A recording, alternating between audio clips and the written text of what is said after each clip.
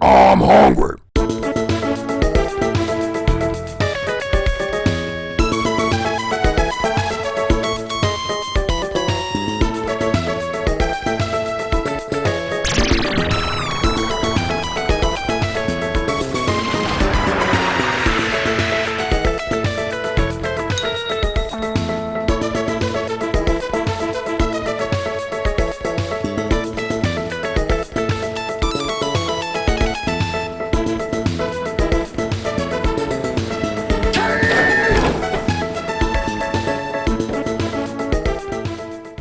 In the 16th century, the man upstairs bestowed the Dominican Republic the gift of the tamarind. And through that gift, your friends at Mamita share with you tamarind ice! Made ideally with very few ingredients, as generous shakens of pure cane sugar are mixed with genuine tamarind pulp and served frozen to keep you fresh and cool during the hottest days of summer. Try this unique Caribbean flavor we're sure you'll love!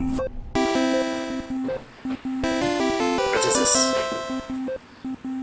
Mamita's Tamarind Ice! Quicently frozen confection. Quicently? That's an SAT word if I've ever heard one. What to say about this item? I already drank tamarind juice in a prior review. This is just the same exact thing, only frozen. How are you gonna provide me enough fodder for a 20-minute or so episode?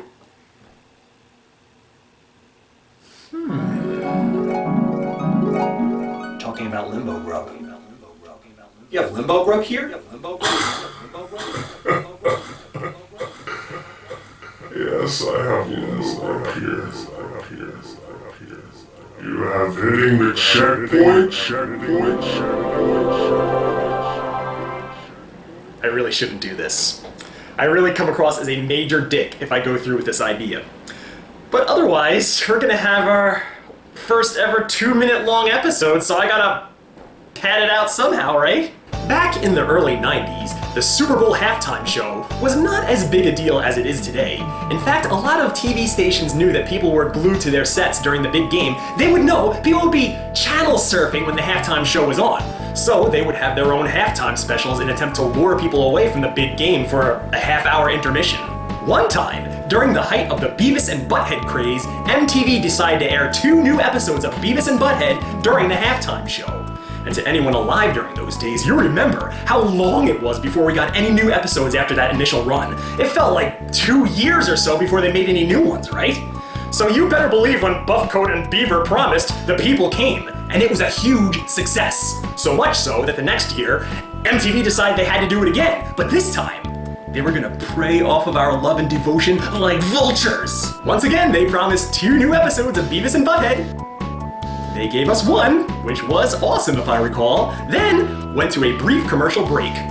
If I recall, there was even an announcer guy saying, "Stay tuned for another episode of Beavis and Butthead." When the show came back, it was not a new episode, but rather a clip of their upcoming new spin-off series, Daria. Now Daria, a lot of people love. It went on to find decent success, and even now it's looked at as a show that shaped people's childhoods. But you gotta know, it ain't Beavis and Butthead. That's not to say that it's bad, but the types of humor are radically different. At first glance, you gotta think of the optics of it. It didn't resemble Beavis and Butthead in any way. Hell, even if you look at Daria herself, she looks completely different in both shows. Now, the group of people at a Super Bowl party that I was at, nobody was paying attention to it. And every once in a while, I'd hear like this cat call from like the back of the room, somebody saying, "What the f*** is this shit?" The strategy was as clear as the nose on my face, and you gotta admit, I got a pretty damn big schnoz. They were using our love for one show and trying to fool us into watching another show. And in this case, at least with the group of people that I was with, it backfired big time. It was like going to the movies and accidentally going into the wrong theater. You were expecting like The Devil's Rejects, but you're watching Treasure Planet or something. So I realize what I'm about to do is dickish. I'm gonna try my hand at something else. I'm gonna present to you the inaugural official episode of my video game review show, Hitting the Checkpoint. But, unlike the carrion pickers at MTV, I'm still gonna give you the review that you tuned in for. If you have no interest in video games, may I defer you to the timestamp on the screen. You can fast forward to there if you just want my opinion on this food item. As for all those who are watching this live right now, don't worry, I promise I'll try to make it fun and interesting. Ladies and gentlemen, for the next 15 minutes or so, Limbo Grub becomes hitting the checkpoint.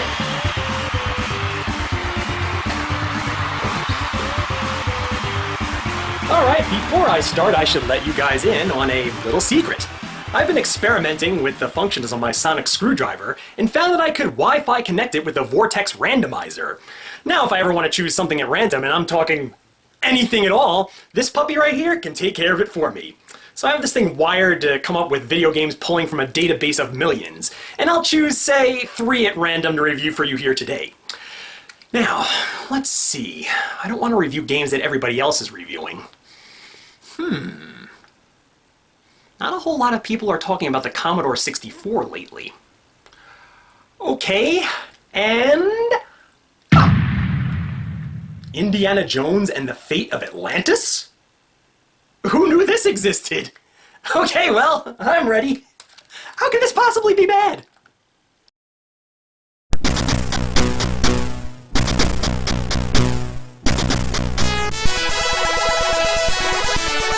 Wow, listen to that! That is like smooth silk in my ears. Quite the epic rendition of the classic Indiana Jones theme. Oh yeah!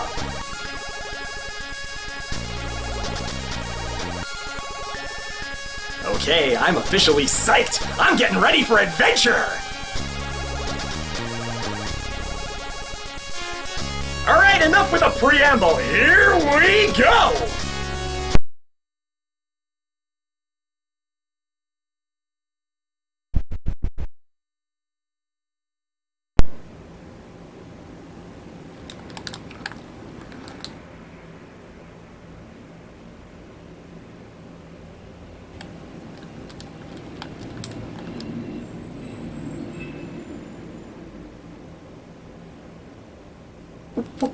Oh, what am I?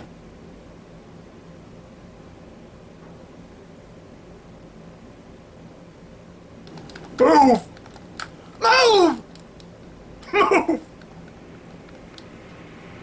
I can't walk! I can't walk! I can't walk!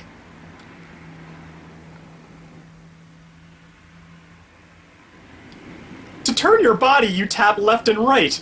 To move forward and backward, you hit up and down. And it's mega sensitive. Leave me alone, sir! Can't you see that I'm not well? This is so sad.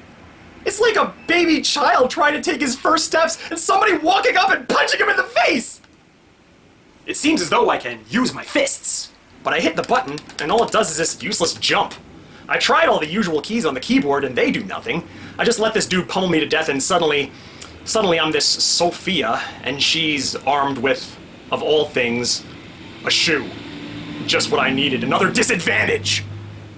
I can say, in all honesty, I will never get used to this. And if I devoted my life to figuring it out, I would probably lose my ability to control anything else. Imagine if Indy has to use his whip to swing across a gap! How the hell would you control that? You know what? I don't care to find out. Oh, how can I resist this? The Amstrad has a game based on Charlie Chaplin. I gotta give him points for the idea. Now that's a hell of a walk cycle. Maybe worthy of the Pantheon?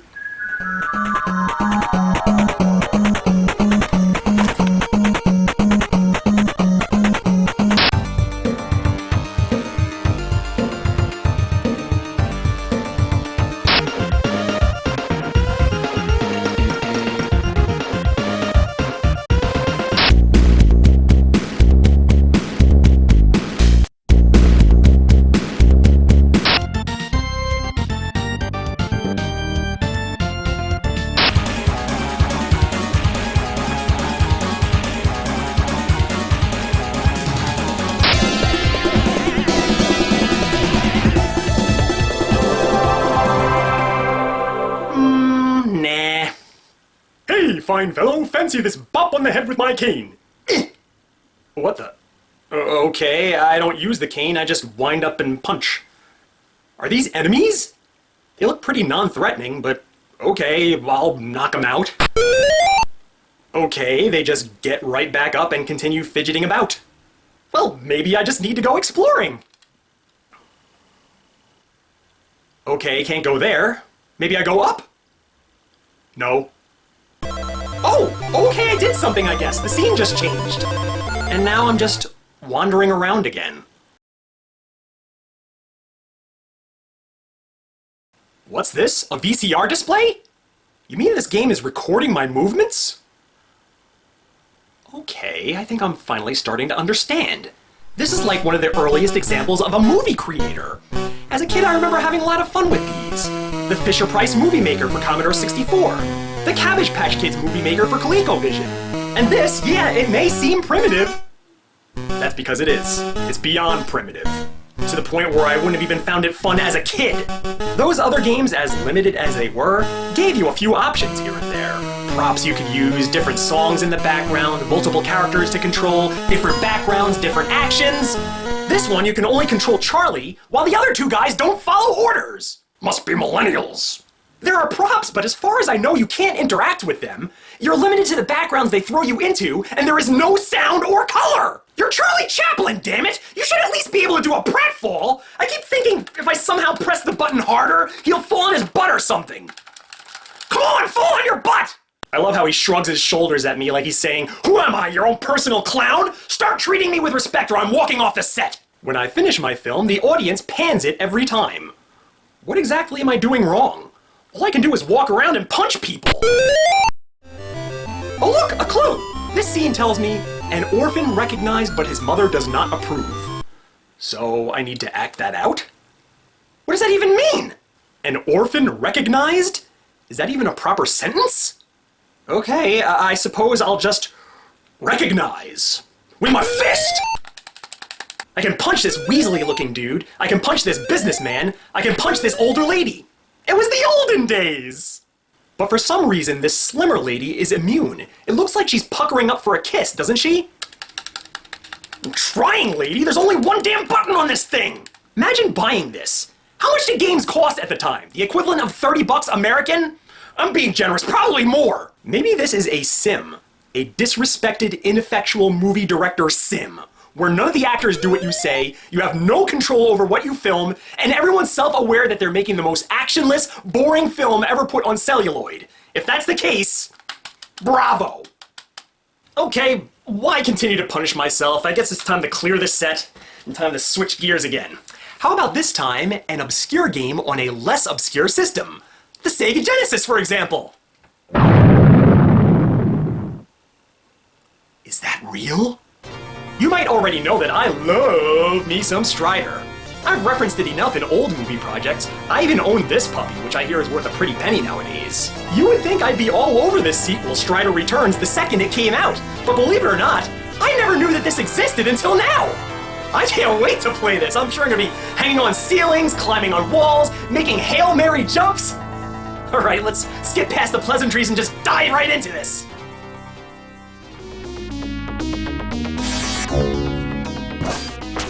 First stage is a forest. I don't know why I'm in a forest, but hey, who needs a story, right? Just as long as I have visceral action?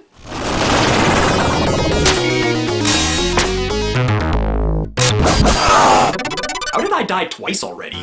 This is literally like the first screen of the game! Maybe my skills are a little rusty?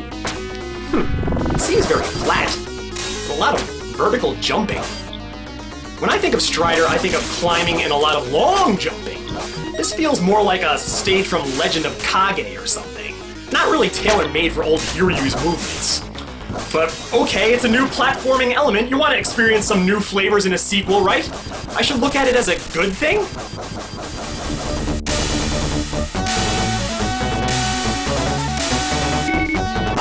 What in the goddamn hell? The difficulty just went from impossible to murderous. Now, I love the way Strider controls, don't get me wrong, but you have to model the stages after his movements. Precision jumping, it's not Strider's deal. He's this humongous sprite that jumps about every which direction while flipping, and they expect me to wiggle through an entire screen covered in a spider web of electricity? Maybe Mario could do it. He's a smaller sprite with a more accurate jump and can stop on a dime. This feels like they just took the Strider from that first game and plopped him into some other game they were in the middle of making. You can't just do that! Try putting Mario in Sonic the Hedgehog. And I said Mario, not Somari. Probably saved myself a few angry messages by saying that. But yeah, try playing Green Hill Zone with Mario. I'll give you 10 seconds before you're stuck in a tunnel and you have to hit reset. Look at this! If you only knew how much work I had to do to get this far. If I die, I have to do it all over. I am literally frozen in fear. I am honest to God scared to move! Because of that! There was no way that was not gonna happen!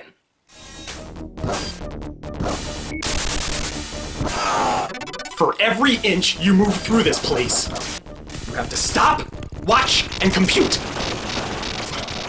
But you really can't, because you have no idea what's waiting in front of you just off-screen. Most likely more electricity or an infinitely respawning enemy. This isn't linear. I could be going the wrong way the whole time and have to go through this whole damn room again. And even worse, you have a time limit. Yes, there's a time limit. So there's no stopping, watching, and computing. There's only dying, dying, dying.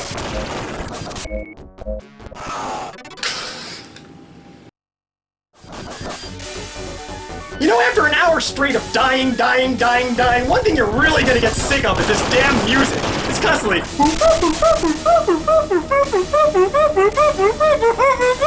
I'm gonna strangle somebody! It's like the freaking music itself is laughing at me! You're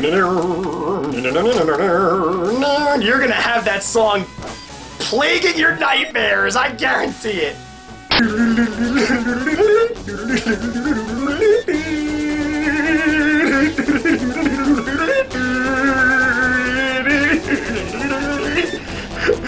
I will never leave Eurasia!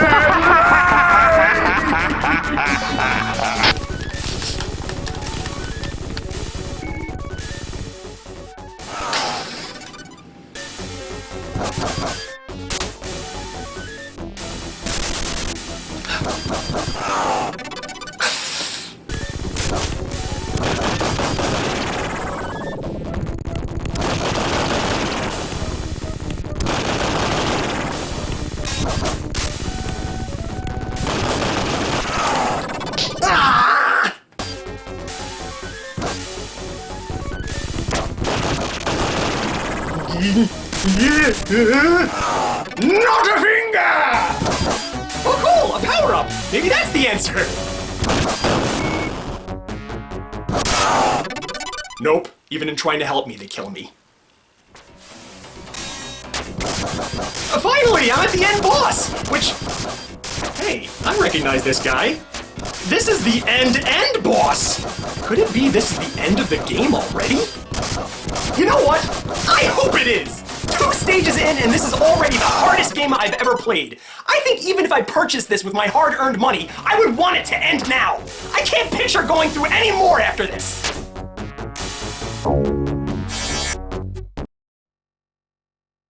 You can never win. Well, ain't that the truth? Ugh.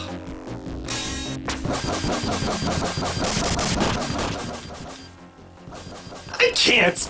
I just can't! This is Capcom's biggest blight since the Grape Escape! How did they allow this to happen? Wait a second. US Gold? Capcom's name is nowhere to be seen on this thing, but how does that make sense? How did this happen? Why would you hand over one of your most popular characters to another company and say, do what you will? And not just that, but some of the sprites are straight out of the original Strider! Hiryu himself, despite the brand new white duds, is the same exact sprite! And yet Capcom is nowhere to be seen? It's gotta be by choice after seeing the finished product, you think? If you are a fan of those douchey, cheap death fan-made games like Saibon Action Cat or I Wanna Be the Guy, this might be a game for you. This legit feels like one of those. But imagine, this was sold as the sequel to Strider. This was on European retail shelves. There to fool fans of that first game to an impulse equivalent of $50 purchase. Now, I'm sure some of the people who bought it made the most of it. Maybe they gave it all of their attention, practiced every day until they got good at it. But without save states? those same people are probably, now in the year 2022, still playing the game, trying to ingrain it to memory, where exactly to stand, when precisely to jump. Every playthrough making it a single inch further, only to die in some random way they could never have prepared for. By my math, in all those years playing every day, stopping only to eat and sleep, they'd probably be on level 5 by now, if there is a level 5. For all we know, it might end right here on level 3, and they made it intentionally impossible to fool you into thinking there's a full game here. Aren't games supposed to be fun? This isn't fun. This is penance. A task. A labor. You think of any annoying thing you've ever had to do in your life. Maybe you're standing in line at the DMV for hours, maybe raking a seemingly endless yard worth of leaves, maybe you're untangling a huge extension cord, or maybe you're babysitting a really annoying child. You're doing your own W-2s, or maybe you just finished working your physical job only to have to go to physical therapy afterwards. As far as annoying, thankless, laborious processes go, this trumps all of it, and I wish that I were joking. But the one true difference, all those other things that I mentioned are obligations. Things you have no choice but to do in order to live your life. In this case, you have the wonderful option to not do it. So, don't do it! I'm DJ Clive, and with that, I've just hit the checkpoint. Okay, I know that I say this spiel at the end of every episode, but it's never been more important than it is now. There's a comment section down below. Spill your guts, let me know exactly what you thought of this whole process and the whole idea of me doing a video game show, because, well, as you might be able to see, the food items are starting to suffer a little bit. Really, it's hard to continuously find new ammunition for the show, especially when I have a bed of 200 some odd episodes that I've done already. I've eaten everything weird that there is to eat in the whole universe. How do I keep this show going? Especially since I have so many Hawaiian shirts left in the closet. I love Limbo Grub.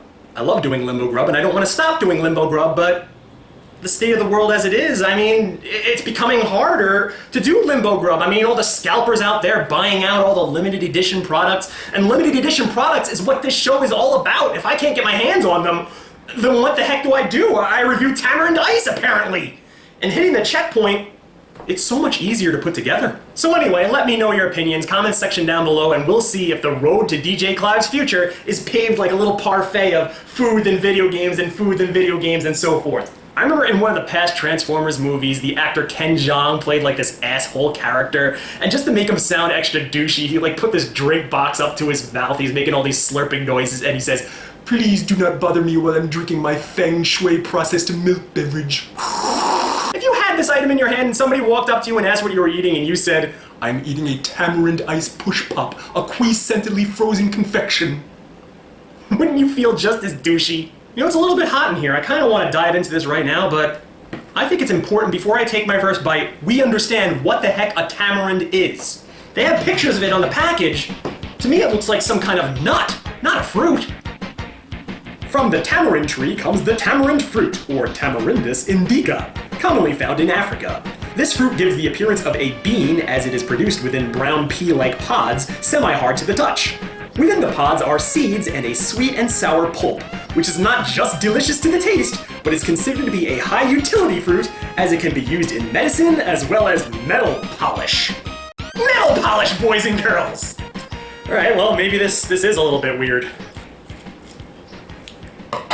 Alright, as we roll along, I'm gonna do what we traditionally do. I'm gonna put my nose up to it. I'm gonna see if this carries any scent with it, but I doubt it because it's ice. And it really doesn't. You gotta get really up in there. No, all those delicious tastes are probably buried deep within and like melting at the bottom. Alright, let's do our first chomp down on Tamarind Ice, everybody! Tastes like metal polish. I don't know if my freezer is turned up too high, but this thing is solid like a brick. I feel like I could break my teeth on it. I mean, usually when I eat like one of those supermarket pops or like an Otter Pop, they're a little bit softer than this, but I have a feeling it's because the thing is so thick. Usually those little ice pops that you make in the baggies are a lot thinner than this, and henceforth a lot softer. It's got a unique fruity taste to it, but at the same time almost kind of like has a vegetable-ish kind of taste to it. You can really taste the plant element. There's a part of it that tastes kind of fruity, but it's kind of like miscellaneous fruit, the potluck of the fruit kingdom. As far as what you're tasting, you're basically having a mouthful of plant matter. It just feels like a whole mouthful of leaves and stems and roots. It's kind of unique and I kind of dig it. In fact, if I search my memory banks, this tastes a whole lot different than that Goya tamarind juice that I had in that prior review. I wonder why that is. You know what? Just had an idea. Ingredients: filtered water, cane sugar, natural tamarind pulp. That's it! And it explains everything! If I remember right, and I could be wrong on this, but the Goya product had all sorts of artificial ingredients in there. It wasn't 100% juice. They were coming up in their minds, like they had this weird idea for a fruit that they wanted to manufacture a juice of, but they were well aware that nobody knew what it was, so they're just gonna come up with their own flavor or their own idea of what it should taste like. Well, this, you got nowhere to hide. I mean, it's got some sugar in it, but besides that, you are tasting legitimately what this fruit tastes like. And it's not bad. And when you suckle in the juices at the bottom of the bag, you are literally nuked by that sweet and sour flavor. I'll admit it's not really a whole lot to look at. In fact, it just looks like a big turd in a bag, but looks can be deceiving. This is actually not bad. It gets my stamp of approval. If I'm gonna give it a star rating, I think I will give it, I'll give it 3 stars. A little low, I know, but I gotta be fair. I mean, if I had a whole spread of ice pops here, like the standard ice pops, like the red one and the blue one and the purple one, the green one, you could stick this one right in there. Nobody would even question it. Nobody would even think they were eating anything special. It would just disappear in the crowd. And more, I've never actually desired a product such as this, have you? I mean, I'm sure you probably have because you clicked on this video to begin with. You probably love ice pop desserts such as this, but as for me, I can't think of a single instance where I've been in the mood for one of these things. If I had one of those industrial-sized boxes in my freezer right now, that seal wouldn't be broken ever. It would be in there for years and years, just unopened.